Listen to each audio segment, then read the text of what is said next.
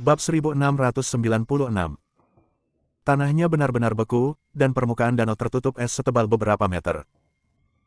Karena ketinggiannya cukup tinggi, kadar oksigennya rendah. Seorang pria biasa tidak bisa bertahan di sana lebih dari sehari. Untungnya, Zeke dan yang lainnya adalah prajurit kelas raja atau kelas tertinggi. Cuaca buruk tidak banyak mempengaruhi mereka. Keesokan paginya, bayangan itu berhenti dan beristirahat seperti biasa. Tepat ketika Zeke dan yang lainnya hendak beristirahat, Tiger Lord tiba-tiba menepuk pantat Soul Wolf lagi dan menunjuk ke arah timur. Bingung, Soul Wolf bertanya, "Apa maksudmu?" Bayangan itu menuju ke timur. Raja Harimau mengangguk seketika. Zeke bertukar pandang dengan yang lain, kekhawatirannya terlihat jelas. Sejak awal, bayangan itu mengarah ke utara. Tampaknya tidak normal untuk menuju ke timur begitu tiba-tiba. Ada sesuatu yang mencurigakan tentang ini, jadi mereka harus waspada. Soul Wolf berkata, "Apakah menurutmu kita sudah berada di dekat cabang Netherworld?" "Mungkin di timur." Zeke menggelengkan kepalanya. "Itu tidak terlalu mungkin. Jika kita sudah berada di dekat cabang Netherworld, tidak mungkin bayangan itu akan berhenti dan beristirahat. Saya menduga itu menemukan sesuatu yang aneh dan telah ditakuti."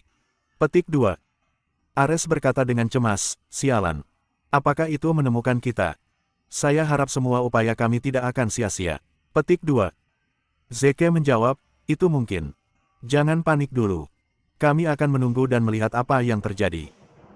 Alih-alih menuju ke timur untuk mengejar bayangan, mereka bersembunyi dan mengamati situasi. Anehnya, segera setelah bayangan itu mulai berlari ke arah timur, ia bertemu dengan seseorang dari rahasia. Itu mulai mendiskusikan sesuatu dengan orang itu secara diam-diam. Karena Zeke dan yang lainnya tidak bisa melihat bayangan itu, sepertinya orang dari rahasia hanya berbicara pada dirinya sendiri.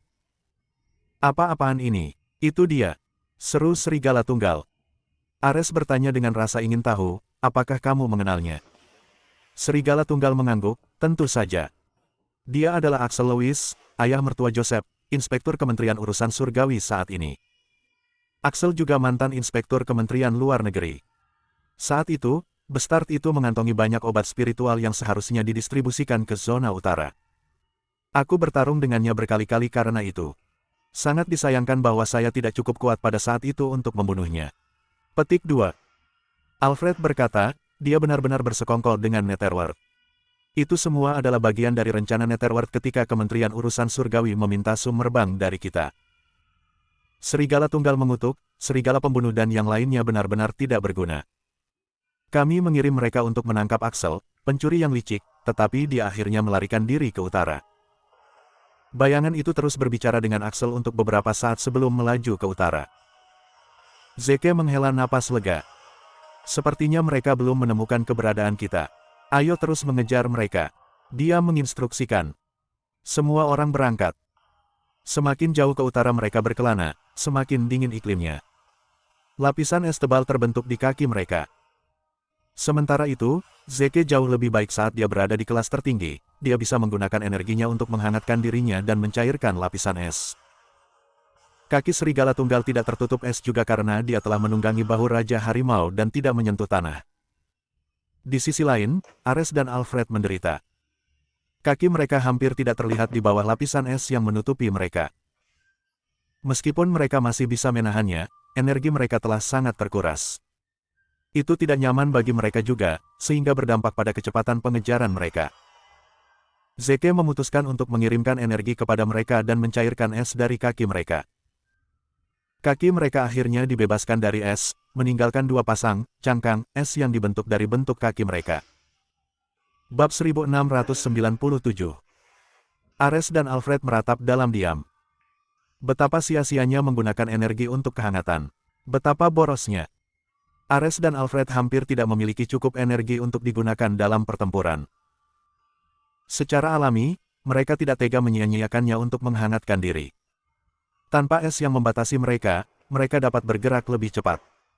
1 jam kemudian, Zeke tiba-tiba berhenti. "Tunggu."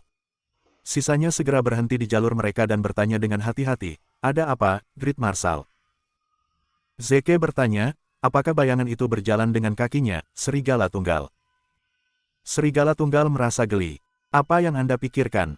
Itu mengapung di atas tanah. Ekspresi kontemplatif melintas di wajah Zeke. Begitu, ada orang lain di sini selain bayangan dan Axel. Orang lain. Mereka bertiga bingung. Bagaimana Anda tahu, Marsekal Agung? Zeke menunjuk ke tanah. Lihat. Mereka melirik dan melihat tiga cangkang es berdiri di tanah. Ketiga cangkang es itu identik dengan yang ditinggalkan Alfred dan Ares setelah mereka menghangatkan kaki. Mereka tidak bisa membantu tetapi tegang. Siapa lagi yang akan muncul di tanah tandus ini? Zeke berkata, mereka meninggalkan jejak, jadi mari kita ikuti jejaknya. Mereka menuju ke arah rel. Untungnya, itu selaras dengan arah bayangan itu menuju. Oleh karena itu, mereka hanya perlu berjalan ke satu arah alih-alih berpisah. Di malam hari, bayangan dan Axel berhenti untuk beristirahat. Zeke dan yang lainnya juga berhenti. Pemandangannya benar-benar putih, dengan pegunungan bersalju yang mengelilinginya. Salju di tanah setebal 1 meter. Saat mereka bersembunyi di bawah salju, mereka tidak khawatir bayangan itu dan Axel akan menemukan mereka. Soul Wolf menemukan koordinat mereka menggunakan gelombang radio dan melaporkan kepada Zeke, kami kurang dari 100 km jauhnya dari perbatasan Pangkalan Utara. Apakah mereka benar-benar pergi ke markas kita? Zeke berkata, itu sangat mungkin. Tentu saja, mereka mungkin mencoba melintasi perbatasan juga. Itu berarti mereka berkolaborasi dengan pasukan asing. Soul Wolf bertanya, haruskah saya memberitahu para prajurit di utara dan meminta mereka untuk bersiap berperang? Itu akan mencegah bayangan dan Axel melewati perbatasan. Setelah beberapa pertimbangan, Zeke mengangguk. Tentu. Soul Wolf menyalakan radio mereka untuk melakukan apa yang diperintahkan. Namun, saat dia menyalakannya, mereka menerima gelombang radio dari sumber lain. Sinyalnya agak berantakan dan suaranya sumbang. Namun, mereka samar-samar bisa mendengar kata-kata seperti, Tentara Utara, menerima perintah Anda, dan bersiap untuk pertempuran. Hah! Semua orang tercengang. Seseorang sedang menginstruksikan para prajurit utara. Siapa itu? Tanpa ragu-ragu, Zeke melepaskan energi gelombang tak terkalahkannya dan mencari di area tersebut. Segera, dia menemukan sesuatu. Dia dengan cepat memerintahkan, ikuti aku dengan cermat. Dengan itu, dia terjun ke tumpukan salju. Menggunakan energinya untuk mencairkan salju yang menumpuk di depannya, dia melaju ke depan. Serigala Tunggal dan yang lainnya mengikutinya dengan cermat. Dalam 10 menit, Zeke menemukan liang di salju. 3 orang terbaring di lantai dalam keadaan istirahat. Ketika mereka menyadari bahwa beberapa orang asing telah tiba, mereka dengan cepat terbangun karena terkejut.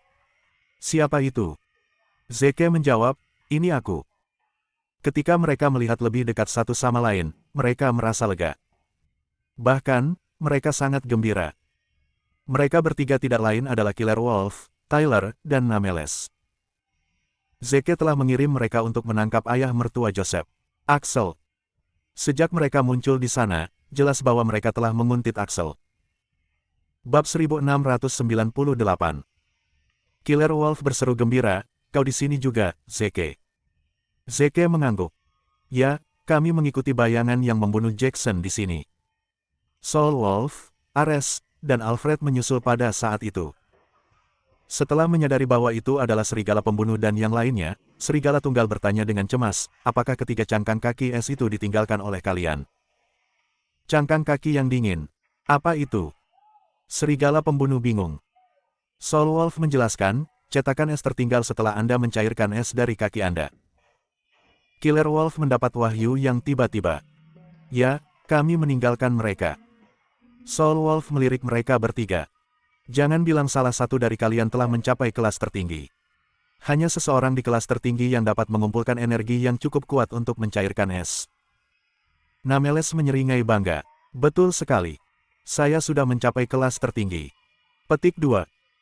Apa yang begitu mengesankan tentang itu? Alfred berkata dengan marah, bahkan jika kamu berhasil menjadi dewa, kamu masih harus tunduk padaku. Nameles mencibir, hah, Anda sangat cemburu. Saya sudah mencapai kelas tertinggi saat Anda masih di kelas raja. Anda harus menjadi orang yang menunda saya. Petik 2. Alfred mengingatkan, jangan lupa statusmu, Nameles. Ketika kami bekerja untuk Master Pietro, saya adalah petugas yang bertanggung jawab, dan Anda hanya seorang wakil petugas. Tidak peduli seberapa kuat Anda akan selalu menjadi wakil pejabat. Anda tidak akan pernah melampaui saya. Petik 2. Ketika Nameles mendengar itu, dia memijat pelipisnya. Dia sangat bodoh. Mempertimbangkan bahwa saya lebih berbakat dan mampu daripada Anda, saya harus menjadi petugas yang bertanggung jawab sebagai gantinya. Kenapa kamu yang dipilih? Alfred menjawab, itu karena karaktermu mengerikan. Tanpa nama melebarkan matanya. Apakah kamu berbicara tentang aku? Zeke dengan cepat menghentikan mereka berdua, mencegah mereka berdebat lagi. Alfred dan Nameles dulunya adalah murid Pietro. Sebelum Pietro menghilang secara misterius, dia telah menunjuk Nameles untuk bertindak sebagai mata-mata di Sekte Carter, sementara Alfred bertanggung jawab untuk memelihara Azure Dragon. Semua ini untuk membantu Zeke naik ke tampuk kekuasaan lagi. Hanya itu yang dipahami Zeke tentang mereka. Dia tidak menyangka bahwa hubungan sedekat itu dibagi di antara mereka. Nameles adalah bawahan Alfred. Zeke berkata, apakah kamu di sini karena kamu menguntit Axel? Tanpa nama mengangguk. Betul sekali. Ketika kami pergi untuk menangkap Axel, dia sudah melarikan diri. Kami menghabiskan banyak usaha dan bahkan menggunakan dekret kekaisaran untuk mencari tahu kemana Axel melarikan diri. Kami telah mengikuti jejaknya sepanjang waktu. Kami menduga dia menuju markas Netherworld, jadi kami tidak ingin memperingatkannya. Sebaliknya, kami berencana menguntitnya secara diam-diam sebelum menyusup ke markas. Zeke tersenyum setuju. Kerja yang baik. Jika kita bisa menemukan markas Netherworld, kita akan memusnahkannya untuk selamanya. Pada saat itu, Tiger Lord menyusul mereka dan menepuk pantat Soul Wolf. Serigala Tunggal sangat marah. Cek kamu. Jika kamu menepuk pantatku sebagai salam lain kali, aku akan membunuhmu. Mengabaikannya, Tiger Lord menunjuk ke arah utara dengan ekspresi bangga. Ini berarti bayangan itu telah berangkat lagi. Ayo kita kejar. Zeke dan yang lainnya mengikutinya dengan cermat. Dalam perjalanan ke sana, Zeke menghitung kekuatan tempur partai mereka. Serigala Tunggal, Raja Harimau, tanpa nama, dan dirinya sendiri telah mencapai kelas tertinggi. Sementara itu, Killer Wolf, Alfred, dan Ares adalah prajurit kelas raja yang luar biasa. Bahkan jika mereka dihadapkan dengan cabang Netherworld lagi, mereka bisa menghancurkannya dengan mudah. Setelah beberapa jam, Tiger Lord tiba-tiba menjadi gelisah dan gugup. Otot-ototnya menegang. Memancarkan aura yang kuat, itu menggeram mengancam dan masuk ke mode pertempuran. Bab 1699. Zeke bertanya dengan lembut, ada apa, Tuan Harimau? Itu menggeram. Zeke mengerti apa maksudnya. Tiger Lord berhasil mendeteksi aroma lebih banyak bayangan di depan. Ini berarti kemungkinan besar itu adalah cabang atau markas Netherworld. Ayo cepat. Semua orang bergegas maju. Setelah mendaki sebuah bukit, mereka dikejutkan oleh pemandangan yang terbentang di depan mereka. Ada sungai besar di bawah bukit, yang permukaannya sudah tertutup es. Angin kencang bertiup, melucuti tempat kehangatan apapun. Itu sekitar 50 derajat Celcius di bawah titik beku. Tidak ada organisme yang dapat bertahan hidup dalam suhu ini, tetapi tepi sungai dipenuhi oleh puluhan ribu orang. Kerumunan orang bergegas, menabrak satu sama lain. Dengan 10 orang dalam satu kelompok, mereka menggali tanah. Hembusan napas panas mereka membentuk kabut. Awan di udara. Ada ribuan tenda didirikan di pinggiran. Tenda-tenda itu sangat tua, dengan beberapa bagian jelas rusak oleh angin kencang. Sepertinya orang-orang telah menggali di sana untuk waktu yang lama. Soul Wolf bertanya dengan hati-hati, Zeke, menurutmu ini markas Netherworld? Zeke menggelengkan kepalanya. Sepertinya tidak. Cabang ke-10, yang dipimpin oleh Jackson dari 10 perintah, memiliki lebih dari 10.000 orang. Markas besar Netherworld pasti memiliki lebih banyak orang. Namun, karena hanya ada sedikit lebih dari 10.000 di sini, itu mungkin hanya cabang Netherworld lainnya. Soul Wolf bertanya, untuk apa mereka menggali? Pikirkan bahwa mungkin ada beberapa harta yang bisa ditemukan di bawah tanah. Ya, gerutu Zeke dengan bingung sebelum mengamati kerumunan untuk mencari misi. Namun, setelah mencari-cari, dia tidak menemukan misi sama sekali. Perhatiannya terfokus pada tenda-tenda itu. Jika tebakannya benar, misi mungkin ada di salah satu tenda itu. Tyler berkata, lihat. Axel dan bayangan itu masuk ke tenda di sisi timur. Zeke melirik.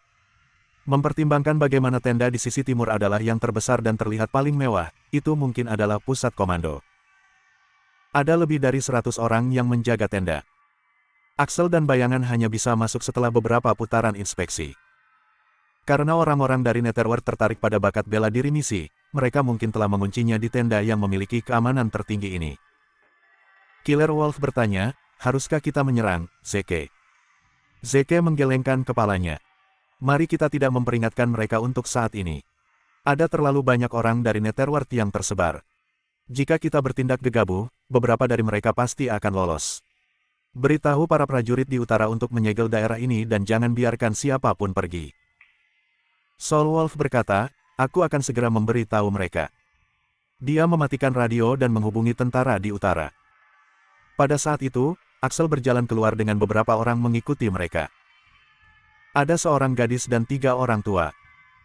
Ketika Zeke melihat sekilas wajah gadis itu, detak jantungnya semakin cepat saat adrenalin melonjak melalui dirinya. Dia tidak lain adalah misi. Setelah semua upaya itu, dia akhirnya menemukannya. Misi tidak terlihat seperti menderita cedera.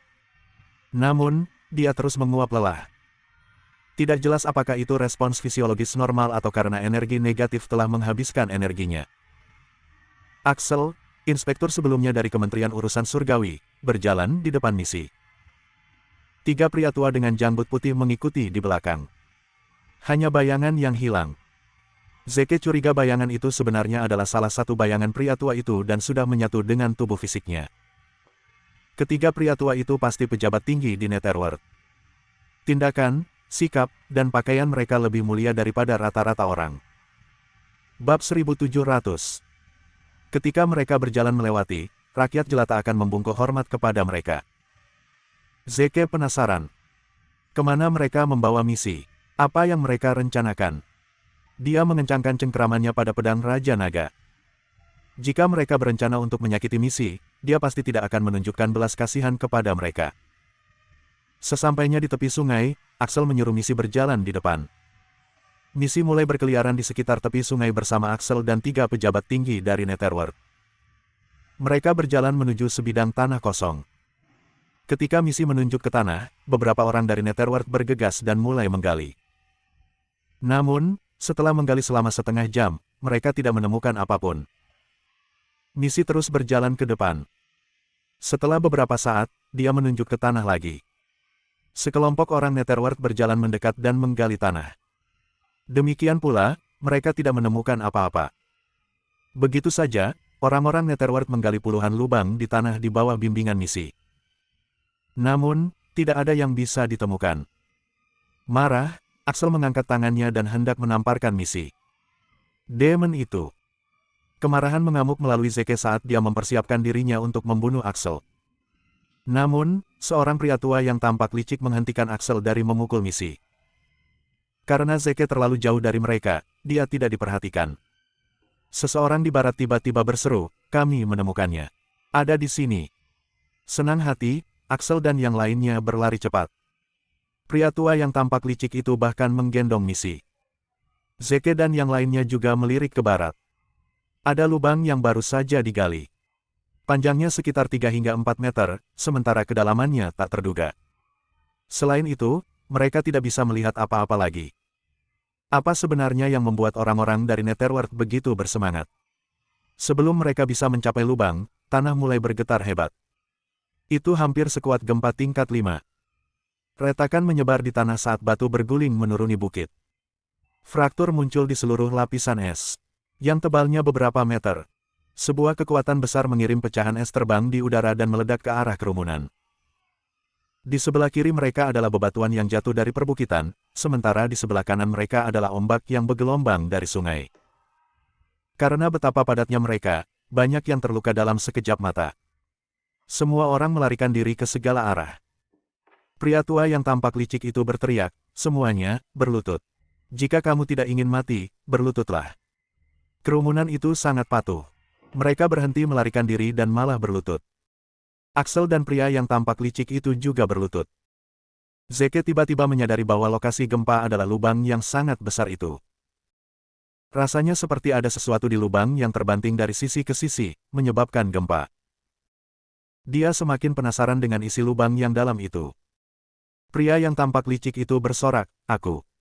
Valdemar, pemimpin cabang ke-9, menyambut kembalinya Quasark atas nama semua orang di Netherworld. Baru saat itulah Zeke dan yang lainnya menyadari bahwa mereka berada di cabang ke-9 Netherworld. Pria yang tampak licik itu adalah Valdemar, pemimpin cabang ke-9. Dengan kata lain, dia adalah komandan ke-9. Sudah jelas siapa Quasark itu. Ketika Valdemar mengatakan itu, getarannya menjadi jauh lebih lemah. 3 menit kemudian, mereka menghilang sepenuhnya. Hisap yang kuat dilepaskan dari lubang yang dalam, menyedot hampir 20 orang dan sejumlah besar air dari sungai. Mereka yang telah tersedot berteriak dalam kesengsaraan. Namun, jeritan mereka dibungkam dalam 10 detik saat lebih banyak air mengalir ke dalam lubang, benda di dalamnya melayang di permukaan dan memasuki pandangan semua orang. Ketika semua orang melihat apa itu, mereka tersentak kaget. Itu adalah peti mati merah.